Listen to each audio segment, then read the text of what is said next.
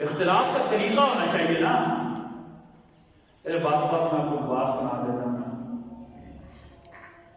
حطین موجودہ فلسطین میں آپ بھی ہے نا. آپ نے سنا ہوگا نا کروسیڈ جو تھی، صلیبی جنگیں مسلمان اور عیسائیوں کے درمیان بڑی جنگیں ہوئی ہیں. صلاح الدین ایوبی رحمۃ اللہ تعالی مسلمانوں کے لیڈر تھے رحمۃ اللہ تعالی. ہمارے بڑے کہتے تھے کہ ایسے دشمن سے اللہ پالا ڈالے جسے دشمنی کے بھی آداب آتے ہوں نا. بے وقوف دوست، کمینہ دشمن، اللہ دشمن کو بھی نصیب نہ کرے. بے وقوف دوست اور کمینہ دشمن، ٹھیک ہے جی. اللہ اکبر.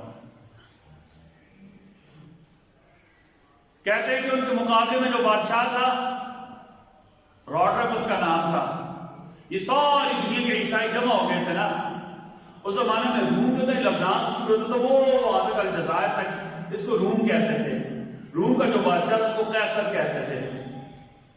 ٹھیک ہے جی. روڈرک بادشاہ تھا صلاح الدین ایوبی رحمۃ اللہ تعالی کا، اور کیا کہتے ہیں عیسائی کو مالک کا عروج پر حطین میں سب سے بڑی شکست دی تھی صلاح الدین ایوبی رحمۃ اللہ تعالی نے.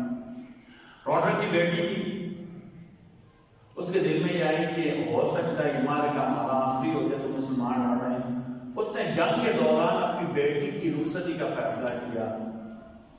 جاسوسوں نے صلاح الدین ایوبی رحمۃ اللہ تعالی کو یہ بات پہنچا دی، آج کی رات روڈرک نے اپنی بیٹی کو رخصت کرنا ہے.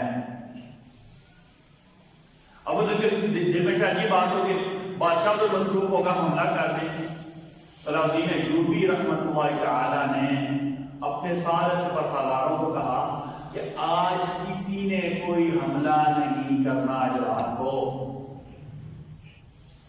رات کو کسی نے کوئی حملہ نہیں کرنا. عشاء کے بعد صلاح الدین ایوبی رحمۃ اللہ تعالی نے اپنی گھر والے کو ساتھ لیا، کپڑے لیے، دلہن کے لیے جو تحفے تھے وہ لیے، اور سیدھا روڈرک کے خیمے میں چلے گئے. بھائی یہ اخلاق ہوتا ہے نا، یہ دشمنی کا سلیقہ ہوتا ہے. بھائیو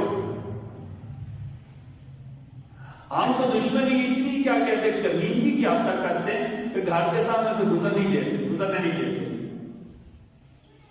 آڑیوں میں کیا، آڑیاں سمجھے نا، آڑیوں میں کھڈے ڈالتے تھے. کیوں پتا یار ہمارے ان کے ساتھ نہیں لگتی، ٹریکٹر ٹرالی جیسے نہ گزرے. کھیتوں میں باڑیوں میں سے گدیاں نہیں گزارتے.